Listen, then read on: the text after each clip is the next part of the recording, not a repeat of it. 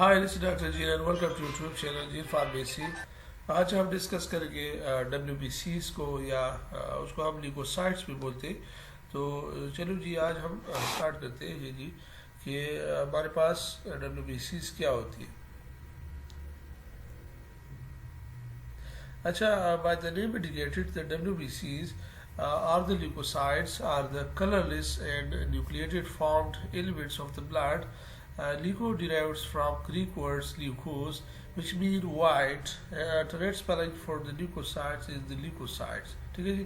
तो by the name indicated, it is the white blood cells, and this is the colorless, ये colorless and nucleated form cells होते हैं। It means इसके cells में nucleus भी होते हैं और ये colorless substances होते हैं या cells होते हैं।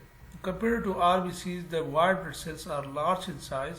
अगर आप RBC से कंपेयर करें तो उसकी साइज बड़ी है, क्योंकि हम बाद में डिस्कस करेंगे। एंड लेसर इन नंबर्स, और इसकी कंसंट्रेशन या इसके नंबर्स आपकी बॉडी में बहुत ज़्यादा कम होते हैं। ठीक है जी। एज कम्पेयर टू आरबीसीज आपकी बॉडी में ज़्यादा होती है और उसके सेल्स की साइज जो है वो इससे कम होते हैं। अच्छा, अगर इसकी सेल्स की साइज को देते हैं तो उसकी सेल साइज इंक्रीज होते हैं देन एंड उसकी नंबर कम होता है। ठीक है जी। Important like RBCs because of generally defence mechanism. आप अच्छा, इसकी एक मोस्टली हम उसको इस एक्ट्स लाइक सोल्जर कहते हैं कि आपकी WBCs जो होती है, या इसको हम वाइट ब्लड सेल्स कहते हैं, वाइट खून कहते हैं। तो ये आपकी बॉडी में एक डिफेंस मैकेनिज्म काम करती है। बाई मीन्स कि आपकी जितने भी फॉरेन्स से बैक्टीरियाज या जितने भी वायरस या जितने भी सिस्टम्स जो कि आपकी बॉडी के लिए वर्सन होती है, आपकी बॉडी में डिजीज काज करते हैं, तो जब भी वो आपकी बॉडी में एंटर हो जाते हैं तो उसके खिलाफ ये काम करते हैं। ठीक है जी। अच्छा, क्लासिफिकेशंस टुवर्ड आ जाते हैं। Some of the WBCs have granules in the cytoplasms. इसको हम दो टाइप में जो है वो डिवाइड करते हैं। यहाँ पे देख सकते हैं आप, इसको हम ग्रेनुलोसाइट्स कहते हैं विच हैव ग्रेन्यूल्स। दो टाइप ऑफ ग्रुप्स होते हैं या दो टाइप क्लासिफिकेशंस की करते हैं। एक में हमारे पास ग्रेनुल्स नहीं होते, जो कि एक ग्रेनुलोसाइट्स, उसमें ग्रेनुल्स नहीं होते, और जो ग्रेनुलोसाइट्स होते हैं उसमें ग्रेनुल्स होते हैं। तो वो उसको भी हम प्रॉपर्ली डिस्कस करेंगे कि अब इसमें ग्रेनुल्स है तो उसको हम किस तरह उसको अलग कर सकते हैं। तो ये उसकी साइटोप्लाज्म में कुछ ग्रेनुल्स होते हैं, तो उसकी बेस पे हमने डिवाइड किए।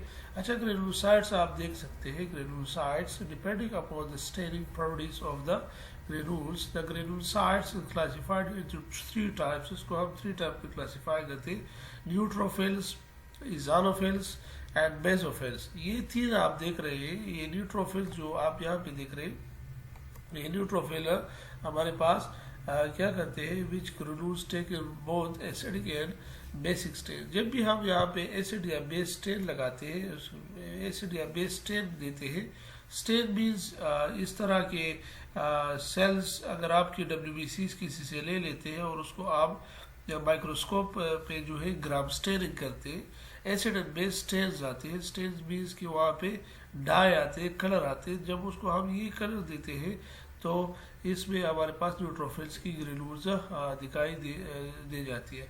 अच्छा, इज़ानोफिल्स के लिए हम मोस्टली टेकिंग करते हैं, एसिडिक स्टेन पे काम करते हैं। तो उस एसिडिक स्टेन से हमें पता चल जाता है कि आपकी बॉडी में है इज़ानोफिल्स और उसमें ग्रेनुल्स होते हैं कि नहीं। ठीक है जी। बेसोफिल्स में हमारे पास बेसिक स्टेन करते हैं, और इसी तरह ए ग्रेनुलोसाइट्स जिसकी साइटोप्लाज्म में ग्रेनुल्स नहीं होते तो उसको हम ए ग्रेनुलोसाइट्स बोलते हैं। ए ग्रेनुलोसाइट और टू टाइप्स होते हैं, मोनोसाइट्स एंड लिम्फोसाइट्स, जो कि हम डिस्कस करते हैं कि मोनोसाइट्स क्या होती है। अच्छा जी, मोनोसाइट्स और लिम्फोसाइट्स जो कि हम प्रॉपर्ली डिस्कस करेंगे। अभी आ जाते हैं morphology of the white blood sales, जो कि न्यूट्रोफिल्स होते हैं, जो कि ग्रेनुलोसाइट्स होते हैं, जो कि ग्रेनुल्स वाले सेल्स होते हैं। अभी वो डिस्कस करते हैं। तो neutrophils which are known as polymorphs having fine और small granules in the cytoplasms. The granules take acidic and basic stains, जिसके लिए हमने अभी पढ़ भी लिए कि दोनों के लिए हम एसिडिक या बेसिक स्टेन यूज कर सकते हैं। It is in amphoteric nature, both stain हम यूज कर सकते हैं। ठीक है जी।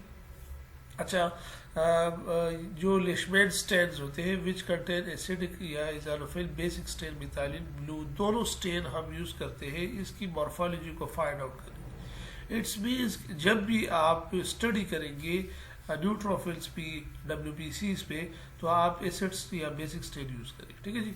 The granules appear violet in colours, यहाँ पे जो ग्रेन्यूल्स अपीयर्ड होंगे, अभी मैं आपको पिक्चर्स दिखाता हूँ, आपको समझ आ जाएगी। तो ये जब भी आप उसको देखते हैं, उसमें ग्रेन्यूल्स को आपकी वायलेट कलर आ जाएगी, न्यूक्लियस मल्टीबाइट्स होगी। The number of the loops of the neutrophils depend upon the age of the cells, age of the cell पे डिपेंड करते हैं। जब आपके सेल्स यंगर होते हैं तो nucleus is not looped, and the older cells में आपकी न्यूक्लियस जो है 2 से 5 तक लूप्स उसमें हो जाते हैं, ठीक है जी। DI 10 to 12। अभी मैं आपको ये पिक्चर्स दिखाता हूँ। This is the neutrophils, look at see over here, this is the multilobed nucleus. Multilobed nucleus आपके एज पे मोस्टली डिपेंड करती है, जहाँ आपकी एज डिपेंड करती है, जो कि अभी आप मैं बता भी दिया, ठीक है जी। तो जब भी आप इसको स्टेन करते हैं, एसिड और बेस स्टेन इसको करा देते हैं, तो ये आपको इस तरह के कलर शो करते हैं। तो इससे पता चल जाता है कि आपकी बॉडी में ये न्यूट्रोफिल सेल्स है, इन व्हाइट ब्लड सेल्स। अगर आप इसको एसिडिक स्टेन देते हैं तो ये आपको इस तरह के शेप आ जाती है। तो इससे डिपेंड करता है कि this is the eosinophil, and basophils को आप जस्ट बेसिक स्टेन लगाते हैं तो उससे पता चल जाता है कि दिस इज द बेसोफिल, ठीक है जी। अब आ जाते हैं कि एज़ानोफिल्स हैव कोर्स लार्जेस्ट ग्रेन्यूल्स।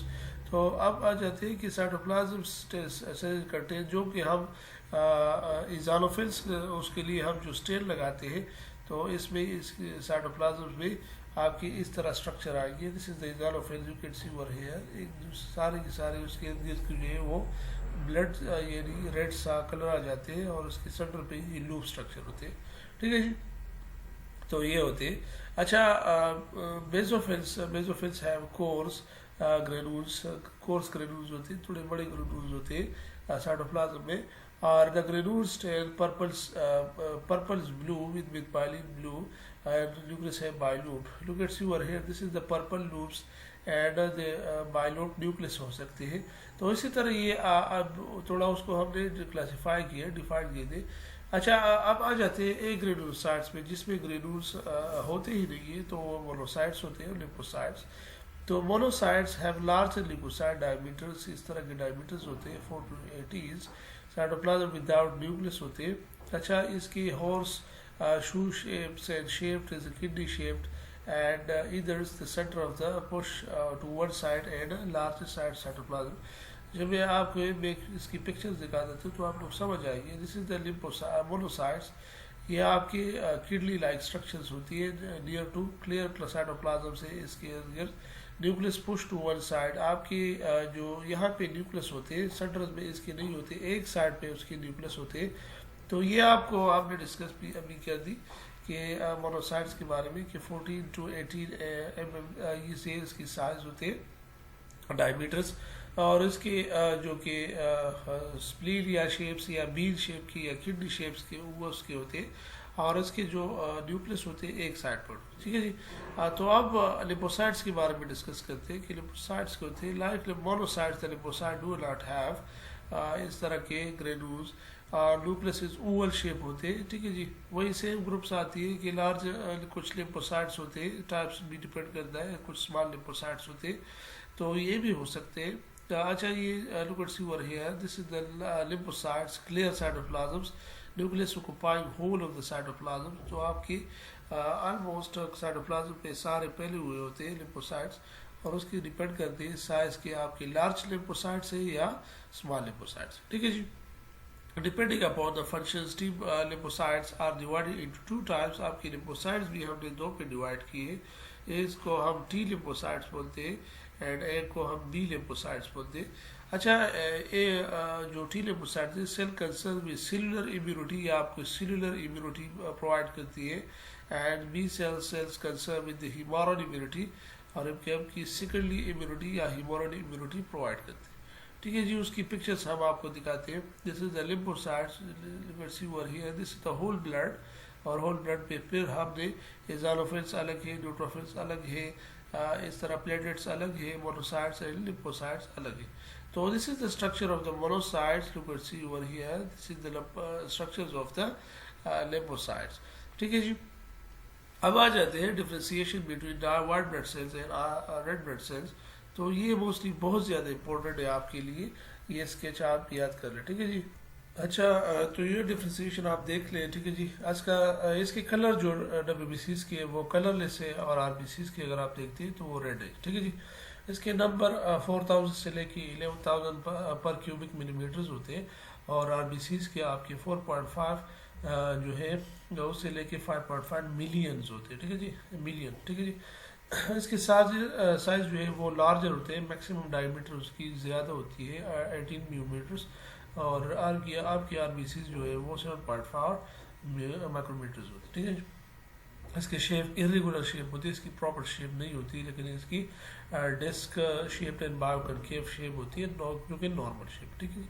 इसमें न्यूक्लियस प्रेजेंट होते हैं, इसमें न्यूक्लियस नहीं होते। ग्रेन्यूल्स प्रेजेंस होते हैं सब टाइप्स, इसमें एब्सेंस होते हैं। टाइप्स मैंने टाइप्स होते हैं, इसके ओनली वन टाइप्स, ठीक है जी। RBCs की एक टाइप है, लेकिन अगर आप WBCs के देखते हैं उसकी monocyte, lymphocyte, T cells, B cells, ये सारे के सारे डिफरेंस। अच्छा, इसकी लाइफ स्पेन अगर आप देखते हैं तो हाफ दिन से लेके 15 डेज होते हैं, लेकिन इसकी लाइफ स्पेन हमारे पास 120 डेज होती है, ठीक है जी। अच्छा जी, ठीक है।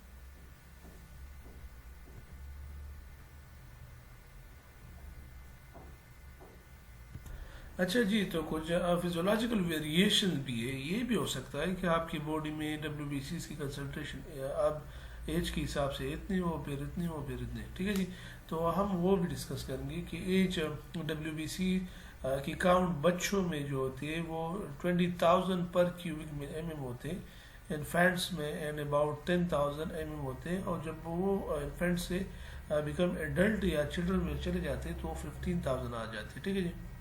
और एडल्ट में इसकी रेंज बिटवीन 4,000 आ जाती है। तो आप देख सकते हैं एक बच्चे में इसकी कितनी कंसनट्रेशन है, 20,000 पे चली जाती है, इस तरह 10,000 पे इन्फेंट्स पे, 15,000 पे, फिर चिल्ड्रन में 4,000 पे, ये 4 से लेके 9,000 तक ये नॉर्मल आपकी बॉडी में या आपकी एडल्ट लाइफ में आ जाती है, ठीक है जी। बस 6 के हिसाब से अगर आप देखते हैं तो मेल में इसकी कंसनट्रेशन यानी WBC की कंसनट्रेशन ज़्यादा होती है as compare to females. Diurnal variations अगर आप देखते हैं तो minimum in early morning and maximum in afternoons, तो आपकी बॉडी में सुबह के टाइम आपकी बॉडी में WBC की कंसनट्रेशन कम होती है, एंड नून के टाइम आपकी ज़्यादा हो जाती है, ठीक है जी। तो ये कुछ वेरिएशंस है जो कि मोस्टली इंपॉर्टेंट्स है आपकी बॉडी के लिए, कि आप इसकी कंसनट्रेशन इतनी होनी चाहिए। आप इस अगर आप एक्सरसाइज करते हैं तो एक्सरसाइज के टाइम भी स्लाइडली इंक्रीज हो जाती है, अगर आप स्लीप करते हैं तो स्लीप के टाइम ये कम हो जाती है। इमोशनल कंडीशन या एंजाइटी के टाइम ये आपकी बॉडी में जो WBCs है या लिपोसाइट्स, इसकी कंसनट्रेशन ज़्यादा हो जाती है। प्रेगनेंसी में भी ज़्यादा हो जाती है, मेंस्ट्रुएशन में भी ज़्यादा हो जाती है, एंड पास्चुराइजेशन में भी ज़्यादा हो जाती है, ठीक है जी। तो ये कुछ ऐसे कंडीशंस हैं जो कि आपकी बॉडी में ज़्यादा हो जाती है। अच्छा, कुछ ऐसे डिसऑर्डर्स है जो कि डिजीज़ रिलेटेड है। अगर आपकी बॉडी में न्यूट्रोफिल्स या न्यूट्रोफिलिक लिकोसाइटोसिस उसकी काउंट अगर ज़्यादा हो जाती है तो इट्स इंडिकेट कि आपकी बॉडी में एक्यूट इन्फेक्शन है, मेटाबॉलिक डिसऑर्डर्स है, फॉरेन प्रोटीन्स इंजेक्टेड हुए हैं, या आपकी बॉडी में वैक्सीन इंजेक्टेड है, या पॉइजन्स कुछ मरकरी, कैम्फर्स, बेंजीज, ये आपकी बॉडी में जब ज़्यादा हो जाती है तो आपकी न्यूट्रोफिल की कंसनट्रेशन ज़्यादा हो जाती है। अच्छा, कुछ पॉइजनस होती है, insect venoms after acute haemorrhages, तो ये कंसनट्रेशन ज़्यादा हो सकती है। अच्छा, न्यूट्रोफिलिया क्या कब हो जाती है, जब आपकी बॉडी में न्यूट्रोफिल्स की कमी आती है, तो ये मोस्टली आपकी बॉडी में कुछ डिजीज़ होते हैं जो कि बोन मैरो डिसऑर्डर्स होते हैं, जो कि ट्यूबरक्यूलोसिस हो सकती है, टाइफाइड हो सकती है, या तो इम्यून डिजीज़ हो सकती है। तो अगर आपकी इनकी कंसनट्रेशन, अगर आपकी बॉडी में ये डिजीज़ है तो आपकी इसकी कंसनट्रेशन ज़्यादा कम आ जाती है। अच्छा, कुछ इजानोफीलिया होती है, इंक्रीज काउंट ऑफ इजानोफिल्स, तो एलर्जिक रिएक्शंस में, जो कि मोस्टली अस्थमा में, ब्लड पैरासिटिज्म में, इंटेस्टिनल पैरासिटिज्म में। तो पैरासिटिज्म या ब्लड पैरासिटिज्म में है कि आपकी बॉडी में, आपके ब्लड में जो मलेरिया या फिलिएसिस या आपके इंटेस्टाइनल जो कि पैरासिट्स, वर्म्स वगैरह ये हो जाती है, तो ये स्कारलेट फीवर जब हो जाती है तो ये आपकी बॉडी में इजानोफिल कंसनट्रेशन ज़्यादा हो जाती है, ठीक है जी। तो ये कंसनट्रेशन है आपकी बॉडी में। अच्छा, ज़ालोफिलिया जब कम हो जाती है तो एलर्जी कंडीशंस प्रेफरेंस ये चीज़ें ये आपकी बॉडी में ज़्यादा होती है। लेकिन अगर आपकी बॉडी में ज़ालोफिलिया हो जाती है ज़ालोपीनिया तो इट्स मीन्स कि ये कम हो जाती है। तो cushion syndrome, bacterial stress, prolong administrations of drug ACTH या फिलिफ्रीन ये रिलीज ज़्यादा हो जाती है। तो ये अच्छा, बेजोफिल की कंसनट्रेशन जब ज़्यादा होती है तो वो स्मॉल पॉक्स होते हैं डिजीज़ में, चिकन पॉक्स में, पोलिसाइथिन में, वेरा में आपकी बॉडी में ये बेजोफिलिया कंसनट्रेशन ज़्यादा होती है। और बेजोफिलिया जब आपकी बॉडी में कंसनट्रेशन कम होती है तो इट्स मीन आर्टिकेरिया, खारिश जिस तरह की कंडीशन आ जाती है, stress and prolong exposure to chemotherapy या रेडियोथेरेपी से भी आपकी बॉडी में कम होते हैं। ठीक है जी। तो ये कुछ ऐसे डिजीज़ है जो कि आपकी वर्सन करते हैं, आपकी इंक्रीज करते हैं WBCs या डिक्रीज करते हैं। ठीक है जी। और उसके टाइप्स को अच्छा, ये भी इम्पोर्टेंट है आपकी बॉडी में कि किस तरह आपकी बॉडी में ब्लड और ये चीज़ें बनती हैं। तो आपकी ब्लड स्टेम सेल्स होते हैं जो कि हीमोपोएटिक स्टेम सेल्स भी बोलते हैं। इसकी फिर डिविजन हो जाती है, एक साइड में माइलॉइड स्टेम सेल्स जो कि ज़्यादा होती है और लिम्फोइड स्टेम सेल्स दूसरी साइड में बन जाती है जो कि कम होते हैं। ठीक है जी। तो ब्लड स्टेम सेल दोनों बनते हैं।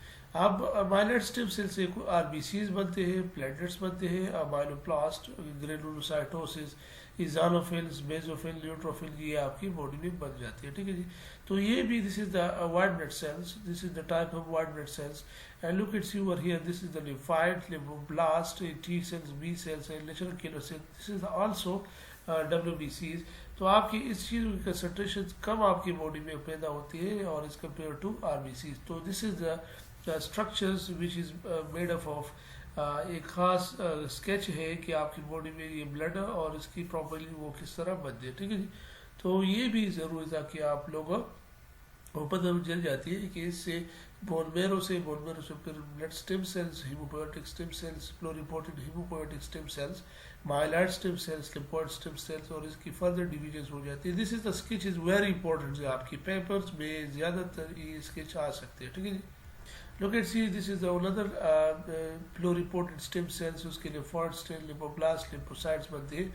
और इसी तरह अगर आप colony forming ब्लोस्टोसाइट्स, RBCs एक साइड पे सेल्स पे ये तो माइलोब्लास्ट, ये कुछ ऐसे स्केच है जो कि आपकी फर्दर उन्होंने क्लासीफाई किए कि अब इस टाइम पे ये चीज़ बनेगी या इस टाइम पे ये चीज़ें बनेगी। तो ये भी ज़रूरी है। अच्छा जी, फंक्शन अगर आप ऑलमोस्ट सारों की देख लें, न्यूट्रोफिल हो, मोनोसाइट्स हो, लिम्फोसाइट जो भी हो, तो ऑलमोस्ट उसकी फंक्शन सेम होती है कि जितने भी फॉरेन मटीरियल्स आपकी बॉडी में एंटर हो जाते हैं, वो डिजीज़ हो या बैक्टीरियाज हो जो कि फॉरेन मटीरियल्स होते हैं, तो वो by the purpose of phagocytosis करा देते हैं। ठीक है जी। तो इसका काम ये है कि उसको ले लेते हैं इस तरह के, जो कि मैं आपको अभी पिक्चर्स में दिखाता हूँ। ठीक है जी। This is the pictures which is the eosinophil is the first one, neutrophils है जो कि फॉरेन से कोई मटीरियल है उन्होंने गल्फ की है, फेगोसाइटोसिस की है और उसको ये अब सुपर ऑक्साइड प्रोविजन्स करते हैं, इस पे एक खुराक बल करा देते हैं, दूसरी साइड पे उसको एसिडिटी प्रोवाइड करते हैं इनसाइड देयर बॉडीज, तो उससे वो उसकी टिश्यू की डैमेज हो जाती है। ठीक है जी। अच्छा, warning of effects of inflammation, ये हम उसको कहते हैं कि जब भी कोई चीज़ इन्फ्लेमेशन या इन्फेक्शन काज करती है तो वो उसके ख़त्म करा देती है। अच्छा, and monocytes, the monocytes also acts as the job in the phagocytosis, वो भी फेगोसाइटोसिस करता है, जो भी फॉरेन मटीरियल आ जाती है तो उसको ये क्लीन करा देते हैं। ठीक है जी। अब इजानोफिल्स की क्या है, इजानोफिल से मोस्टली आपकी बॉडी में जब भी कोई पैरासाइट्स या वर्म्स या कुछ एलर्जिक रिएक्शंस आ जाती है तो ये आपकी बॉडी में राइज होकर उस पर अटैक करता है और उसको एनगल्फ करके उसको ख़त्म करा देते हैं। ठीक है जी। अच्छा, basophils mostly important for the allergic reactions, आपकी बॉडी में जब भी कोई एलर्जीज आ जाती है तो इससे बेजोफिल सेल से वो सिक्रेट करते हैं, हिस्टामिनिक रिलीज करते हैं, तो ये भी इम्पोर्टेंट है for the during allergy reactions में, ये आपको हेल्प आउट करने के लिए और उस रिएक्शंस को ये ख़त्म कर देते हैं, फॉर एलर्जी को ये डिस्ट्रॉय करते हैं। कुछ लोग WBCs न्यूट्रोफिल्स है जो कि सब्सटेंस सिक्रेट करते हैं, प्रोटीएज, मितार, माइलोपेरोक्सीडेज, इलास्टेसिस, ये मुख्तलिफ चीज़ें जिसका काम ये है कि डिस्ट्रक्शंस करते हैं माइक्रो ऑर्गेनिजम्स को। अगर आपकी इजानोफिल्स रिलीज हो जाते हैं तो ये आपके वर्म्स, बैक्टीरिया, ट्यूमर्स ये उस चीज़ों को ख़त्म करा देते हैं। ठीक है। अगर आपकी बेजोफिल्स रिलीज हो जाती है तो ये मोस्टली एक्टिवेट करते हैं हिस्टामीन, ब्राडिकाइनिन्स। तो ये चीज़ें ये आपकी प्रिवेंशन करते हैं मोस्टली ब्लड क्लॉटिंग और इन चीज़ों में, और मोनोसाइट्स इस तरह आप देख सकते हैं। ठीक है, तो ये मुख्तलिफ ऐसे जो वो है जो कि आपकी बॉडी में एक्ट्स करते हैं। अच्छा, तो this all about the lectures of the leucocytes या WBCs। अगर आपका कोई क्वेश्चन है कर लिहाज कर सकते हो। थैंक यू, अल्लाह हाफ़िज़।